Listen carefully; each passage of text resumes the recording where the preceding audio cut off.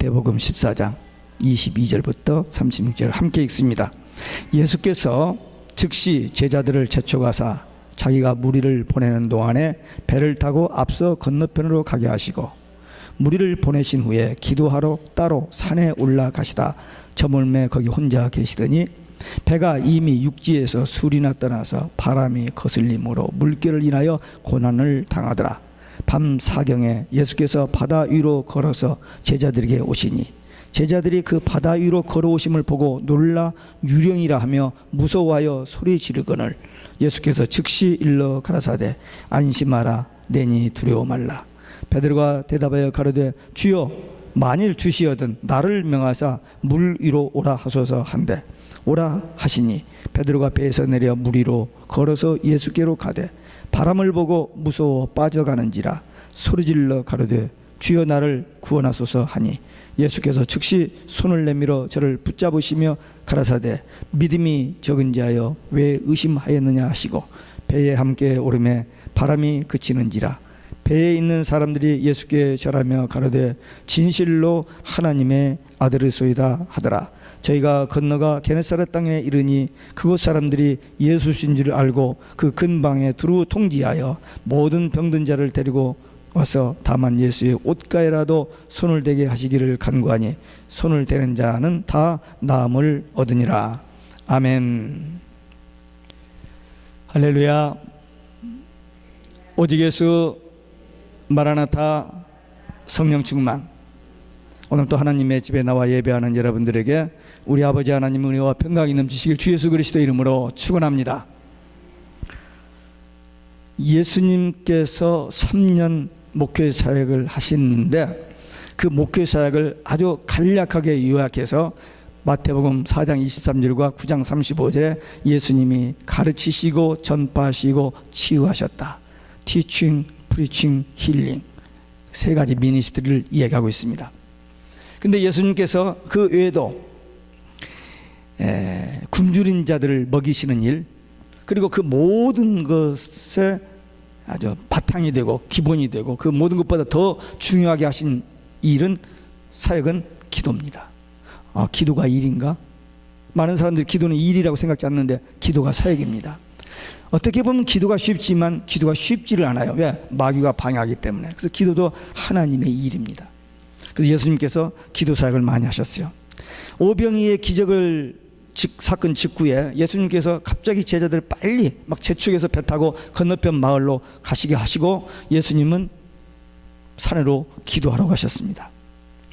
제자들이 배를 타고 가다가 풍랑을 만났어요. 그래서 예수님께서 제자들에게 가서 그 배 풍랑을 잔잔케 하신 사건입니다. 오늘 풍랑을 잔잔케 하신 예수님 이란 제목으로 여러분과 저에게 주시는 우리 개인에게 주시는 하나님의 말씀을 함께 받겠습니다. 첫째, 기도하러 산에 오르신 예수님. 오병이의 기적 이후에 예수님께서 재촉해서 제자들을 보내시고 예수님께서 산으로 기도하러 가셨어요.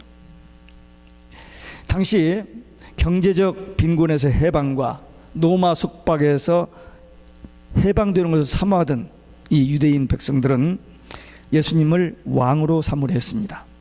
왜?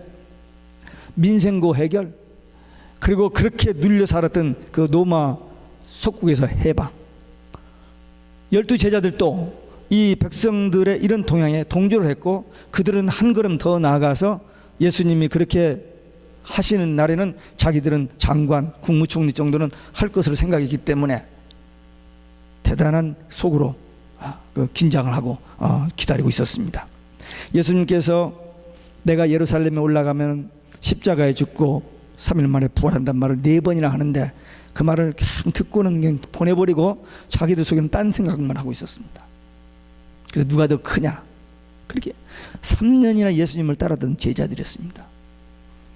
그런데 예수님께서는 제자들을 독촉하셔서 건너편으로 보내시고 기도하러 산으로 올라가셨습니다. 예수님은 평소에 혼자서 산에 가서 기도하시기를 좋아하셨습니다. 무엇을 하러 산에 올라가셨다고요? 기도하러. 예. 여러분들은 산에 가끔 가세요? 아니 숨 쉴 시간도 없는데 무슨 산에 가느냐고. 그런 분이 있을지 모르겠어요. 예, 숨쉬기 잘해야 돼요. 숨쉬기 잘못하면 가니까 숨쉬기를 잘해야 하는데, 진짜 숨쉬기가 뭔인 줄 아세요? 기도하는 거예요. 영적 호흡입니다. 기도는 숨을 잘 쉬면은 영이 건강하고, 숨을 잘못 쉬면은 영이 건강하지 못해 병듭니다. 그래서 숨쉬기 잘하시기 바랍니다. 비록 산에 못 가더라도. 근데 산에 갈 때 피크닉을 하고 뭐 애플 피킹도 가고 뭐도 가지만 기도하러 가봤냐 이거죠. 예수님께서 이번에 이 제자들을 빨리 막 보내시고 산에 이제 기도하러 가셨는데, 그 특별한 기도 제목이 뭐가 있으셨을까? 그것은 하나님의 뜻과 예수님의 심정을 모르고 자기들 생각대로 사는 이 무리들이나 이 제자들, 그들을 위해서 기도하러 가시는 겁니다. 당시도 그랬고 지금도 하나님, 예수님, 천국 그냥 상식으로 지식으로 알아두고 그냥 땅의 것만, 자기 욕심, 자기 어떤 꿈, 자기 뜻, 그것에만 집중하는 땅의 복음만 믿는 사람들이 오늘날도 많이 있습니다. 예수님은 사람들의 인기, 칭찬, 저들이 왕으로 삼는 것에 대해서 관심보다는 하나님과의 대화, 하나님과 교제, 하나님의 뜻을 더 중하게 여기셨습니다. 우리들이 무슨 일을 할 때 내 생각, 내 뜻, 내 계획, 내 비전대로만 하면 안 됩니다. 하나님의 뜻이 무엇인지, 하나님의 계획이 무엇인지, 하나님의 관심이 무엇인지를 바로 알고 구하고 행해야 됩니다. 우리는 그리스도인이기 때문에. 그러기 위해서는 성경을 부지런히 읽고 듣고 지켜 행해야 됩니다. 성경은 구원에 필요한 모든 해답이 다 있습니다. 인생 모든 문제 해답이 성경 안에 다 있습니다. 우리는 하고 싶은 일이 많고 해야 할 일이 많아요. 내가 원하는 일이 있고 가족이 원하는 거 있고 세상이 원하는 거 다 우리에게 기대하는 것들이 있어요. 그러나 하나님께서 우리에게 원하시는 것이 뭘까? 예수님처럼 기도입니다. 네, 기도. 기도하기를 사모하는, 기도하기를 원하는. 그래서 기도는 주님과의 만남이기 때문에, 주님과 교제이기 때문에, 이 주님을 만나서 대화하고 교제하는 거, 이보다도 더 귀한 일이 세상에 있을까요? 여기 여러분들 중에 만나서 깊은 대화를 나누면서 기쁨이 오고 가는, 정말 그 영적인 어떤 교제가 이루어지는 그런 만남들이 있습니까? 쉽지 않습니다. 가장 가까운 부부 관계도 그냥 사는 경우가 많지, 정말 깊은 영적인 교제가 이루어지는 가정이 그렇게 흔하지 않습니다. 근데 하나님과 만나서 하나님과 깊은 영적인 교제를 나눌 수 있는 이 기도, 이게 몰라서 그랬지, 이걸 정말 바로 깨닫고 보면 이보다도 더 귀한 축복, 이보다도 귀한 선물이 어디가 있습니까? 아무도 내 뜻대로 따라주는 사람이 없거든요. 다 자기 생각대로지. 한번 여러분들 주위에 여러분들 말을 100% 믿어주고 따라주고 협력해 주는 사람이 있어요? 한 사람도 없습니다. 다 자기 주관이죠. 자기 뜻대로죠.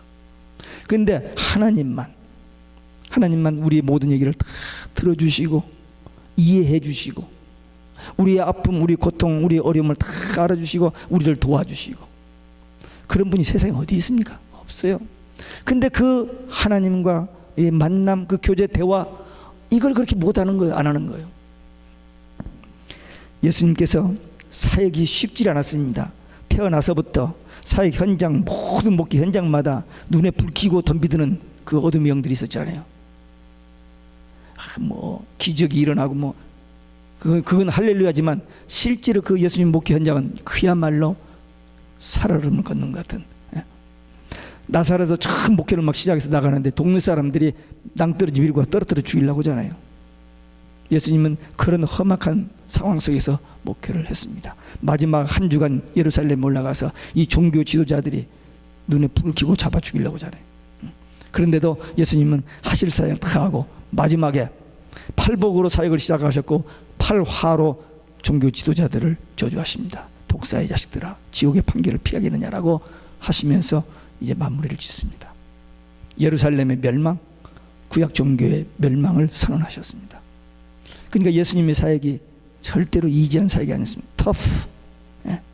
그런데 그 사역을 조금도 속이지 않고 다 마지막까지 하나님의 예언과 하나님의 계획과 하나님의 뜻대로 다 이루십니다. 흐트러지지 않냐고. 그게 뭐예요? 기도의 힘입니다. 예수님의 능력 행하시죠. 그런데 그 능력 행하는 것은 예수님이 하실 수 있는 일이고, 모든 일을 주님과 대화, 하나님과 대화 교제 속에서 그 사역을 해 나가셨던 것입니다. 그러니까 기도는 최고로 귀한 일이고 행복한 시간입니다. 이렇게 말하는 저는 그냥 밥만 먹으면 그냥 기도만 하는 사람이냐? 그렇지 못해요, 저도.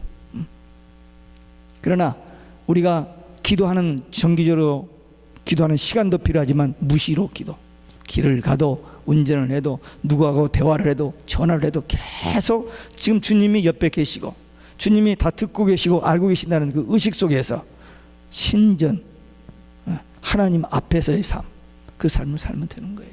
그래서 예수님 기도하는, 기도는 투웨이 커뮤니케이션입니다. 혼자 하면 독백이 돼요.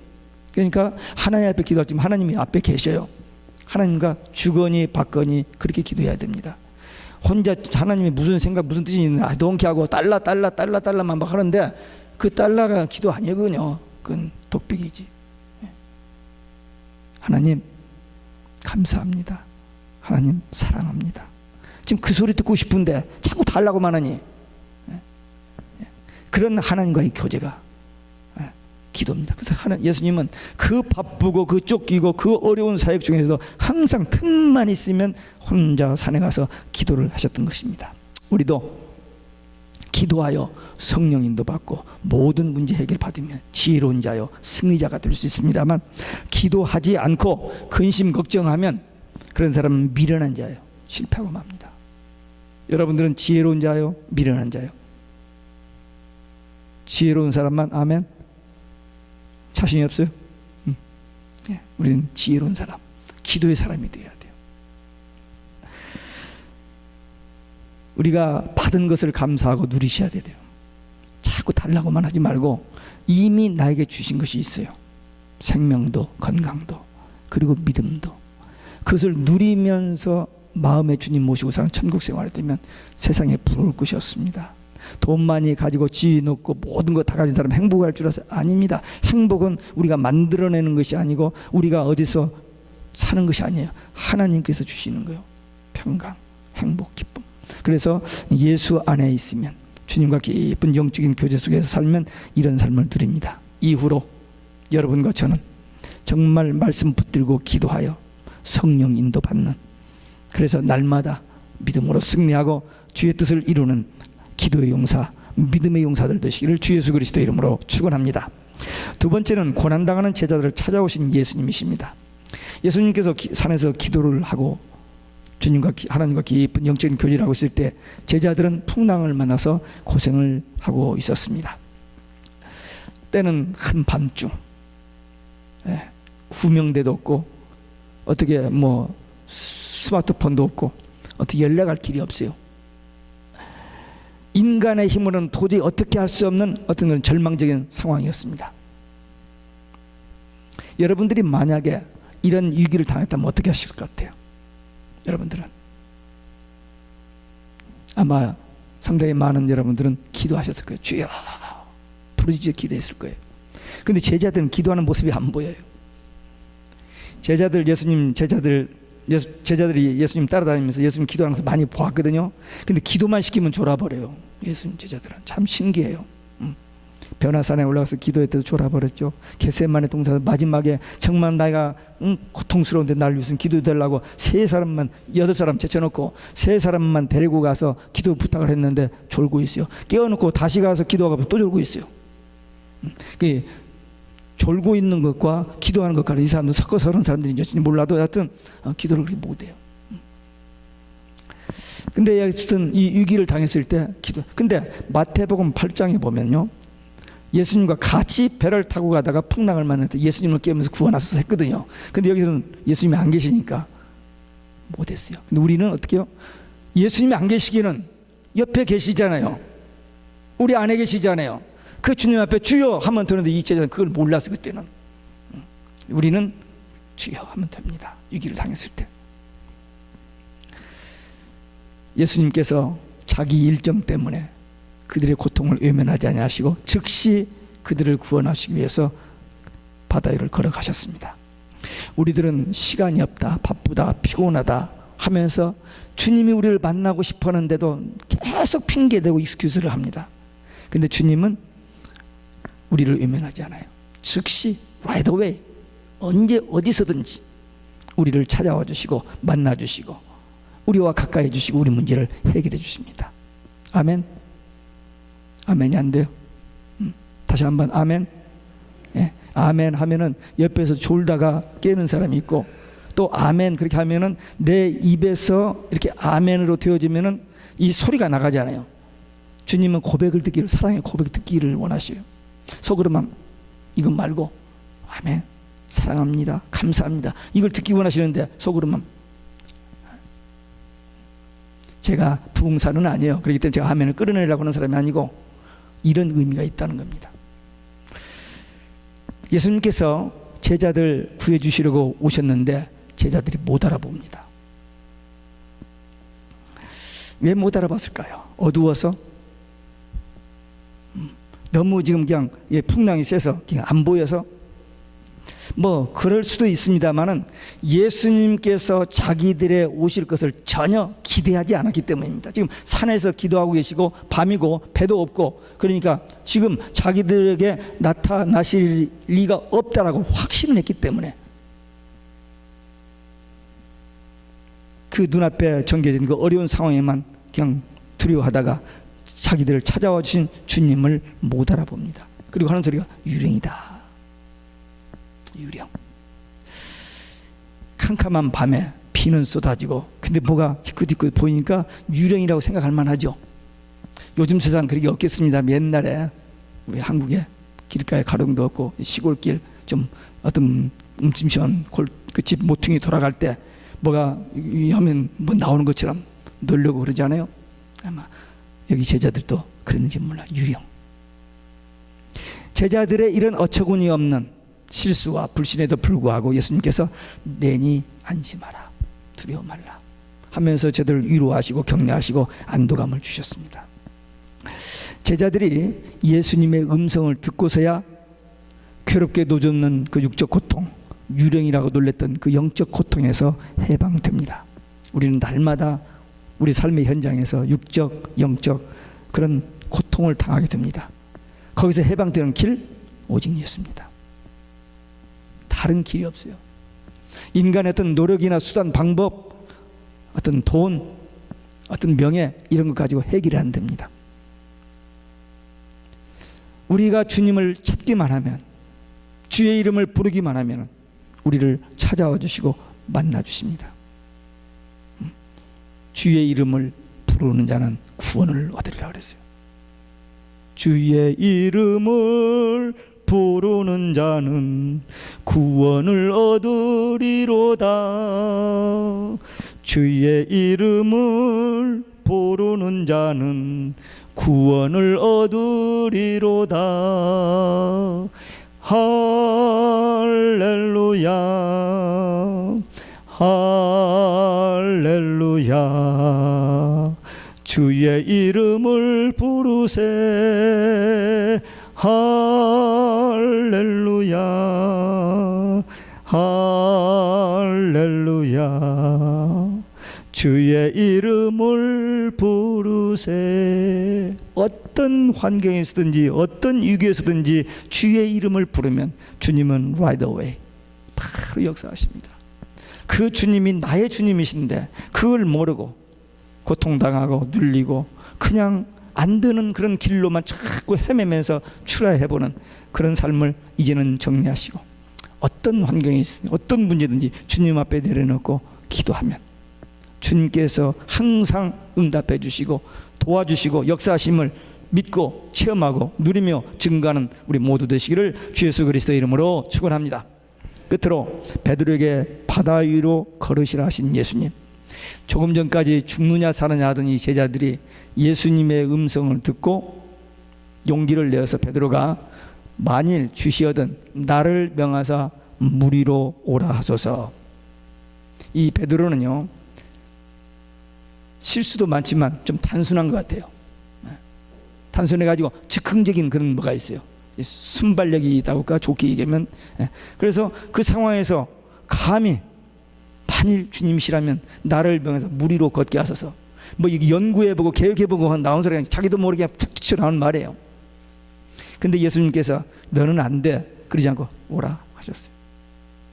오라.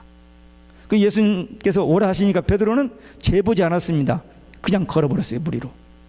여러분들이 같으면 어떻게 하실까요? 그래도 그렇지 이거 괜찮을까? 옆에 사람 야 괜찮겠니? 뭐 물어보고 뭐 좀 재보지 않겠어요? 근데 베드로는 그 좋은 점이 그거예요. 그냥 실수도 많이 했지만 그냥 걸어버린 겁니다. 그래서 물 위를 걸었어요. 그 믿어집니까? 아, 예수님은 하나님이신가 물 위를 걸은다 그래도 make sense. 근데 베드로가 물 위를 걸어요?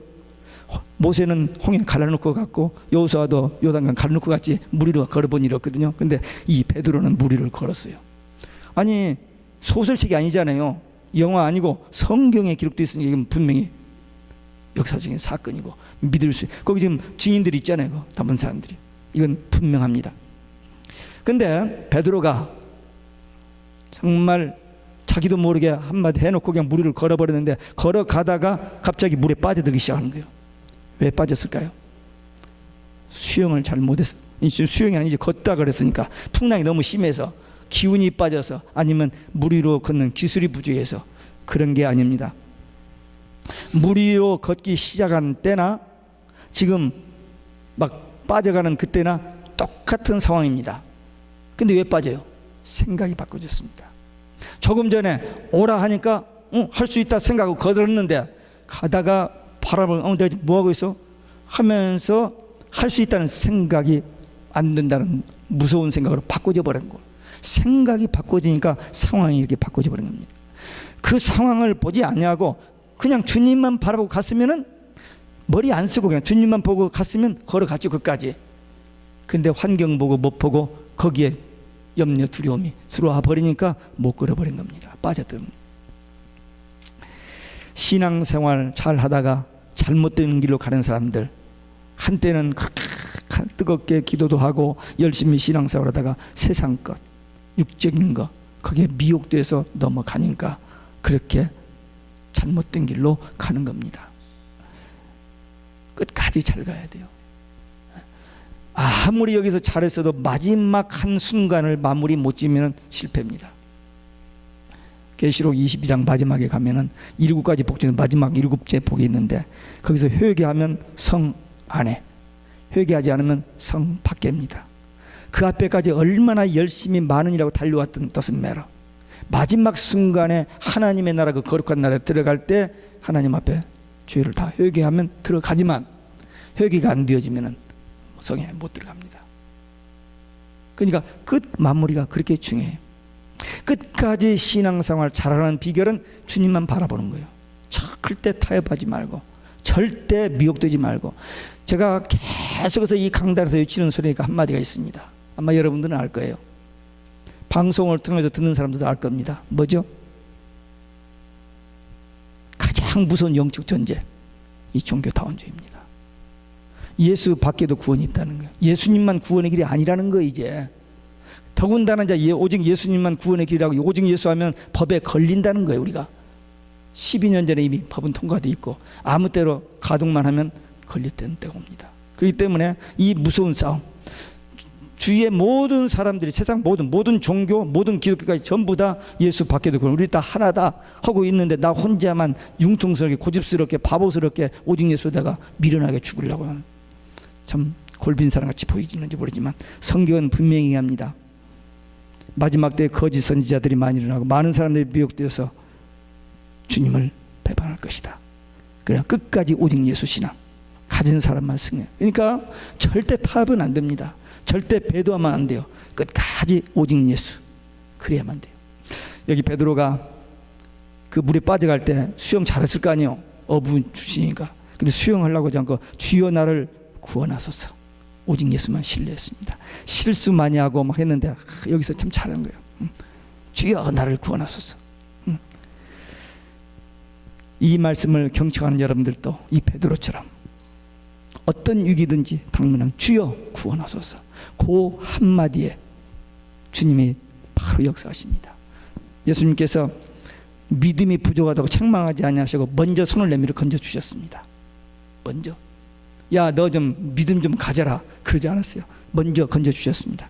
건져주신 다음에 왜 그 의심했느냐, 조금만 몇 발짝만 더 왔으면 나하고 손잡고 같이 배를 탔을 텐데 왜 의심했느냐 라고 얘기하셨습니다. 베드로의 이 실패를 통해서 더 성숙한 믿음의 단계에 나갔습니다. 우리들도 부족해서 넘어집니다. 실패합니다. 어려움을 당합니다. 고난을 당합니다. 그러나 그 고난과 어려움을 통해서 우리가 더 성숙한 믿음의 단계에 나가고 그 고난 중에 하나님 앞에 기도한 것이 그게 다 영적 재산이 되는 거예요. 평안하고 잘 되면 절대 기도 안 합니다.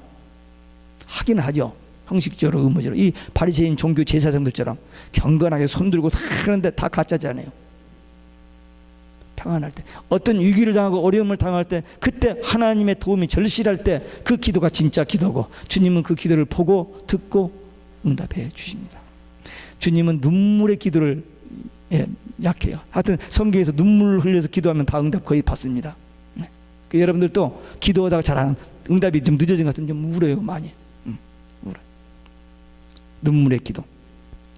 예수님께서 저들을 베드로를 건져주시고 배에 올라더니 풍랑이 잔잔한 거예요. 그러니까 이 자연 모든 것을 주관하시는 권세 있는 예수님을 보고 제자들이 심히 놀랐다 그랬습니다. 아니 그전에 기적 많이 봤거든요.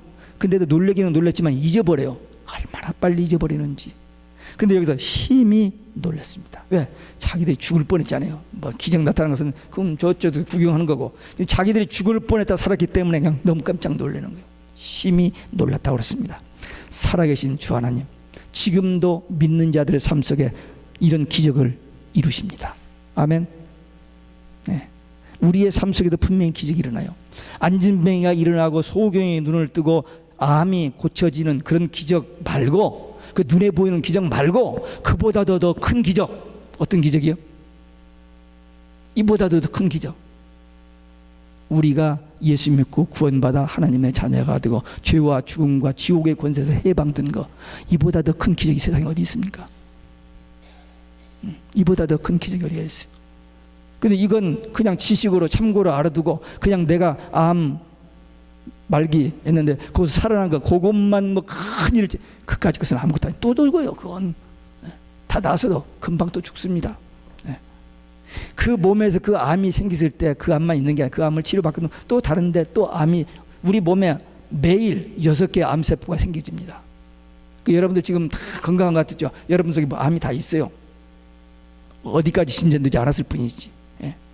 그러니까 암에서 해방되는 거, 그런 기적, 그보다도 더 큰 기적은 우리가 예수 믿고 구원받아서 하나님의 자녀 됐다는 사실, 지옥 안 가고 천국 가게 된다는 이 사실보다 더 큰 놀라운 기적은 없습니다. 이런 기적을 체험하고는 또 그냥 비실비실 뭐 매갈이 없는 그런 삶을 살면 안 되죠.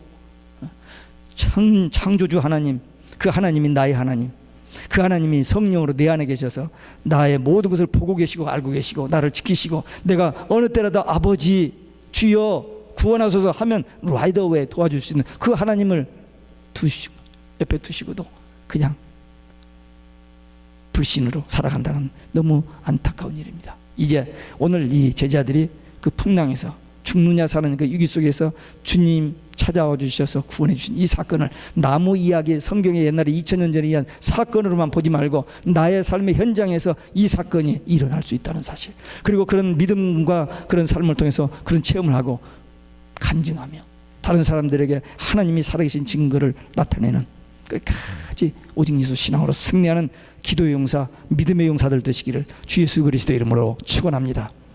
축원합니다. 기도하시겠습니다. 우리도 이런 위기 속에서 오직